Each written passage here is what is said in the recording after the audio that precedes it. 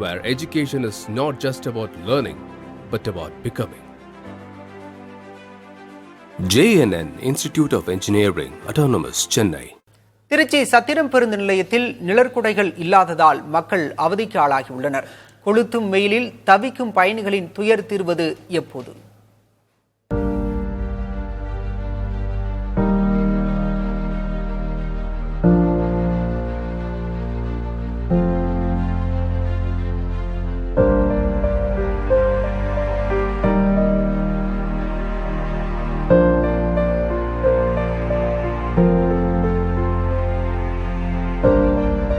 திருச்சி மாநகர் மற்றும் புறநகர் பேருந்துகளை இணைக்கும் இடம்தான் இந்த சத்திரம் பேருந்து நிலையம். பயன்பாட்டிற்கு வந்த காலம் தொட்டு மாநகர் பேருந்துகளில் திருச்சி ரயில்வே சந்திப்பு, திருச்சி மத்திய பேருந்து நிலையம், உறையூர், ஸ்ரீரங்கம் உள்ளிட்ட பகுதிகளுக்கு செல்லும் பேருந்துகள் பேருந்து நிலையத்தின் வெளிப்பகுதியில் ஆங்காங்கே நின்று பயணிகளை ஏற்றி இறக்கிவிட்டு செல்கின்றன.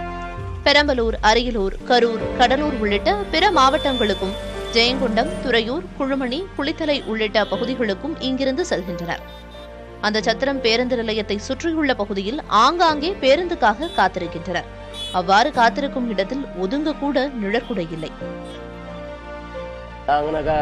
சும்மா தானே கிடக்குது, ஆட்டோலாம் எடுத்துறாங்க.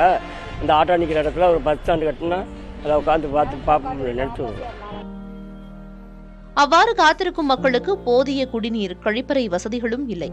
மேலும் சாலையோர கடைகளில் உள்ள சிறு நிழல்களில் மக்கள் ஒதுங்கி நிற்கும் பரிதாப காட்சிகளை பார்க்க முடிகிறது. பஸ் இந்த ஏரியாவில் தான் வருது, வெயிலில் தான் நின்று காத்துக்கிட்டு கிடக்க வேண்டியதாக இருக்குதுமா. இப்போ பஸ் ஸ்டாண்டு கட்டி கொடுத்தா நாங்கள் வந்து அங்கனே பஸ் வந்துச்சுன்னா ஏறிக்குவோம். புதுசாக கட்டினா அது வேறு பஸ்ஸுங்கள்லாம் இருக்குது. இப்போ எங்கள் ஏரியாவுக்கு பஸ் ஸ்டாண்டு கிடையாது. இது தொடர்பான கேள்விக்கு பதிலளித்த நகர்ப்புற வளர்ச்சித்துறை அமைச்சர் KN நேரு, நிழற்குடை மற்றும் அடிப்படை வசதி ஏற்படுத்தி கொடுக்கப்படும் என தெரிவித்தார். புதிய தலைமுறைக்காக சரவணகுமாரோடு செய்தியாளர் Brinda Sriharish. Where education is not just about learning, but about becoming. JNN Institute of Engineering, Autonomous, Chennai.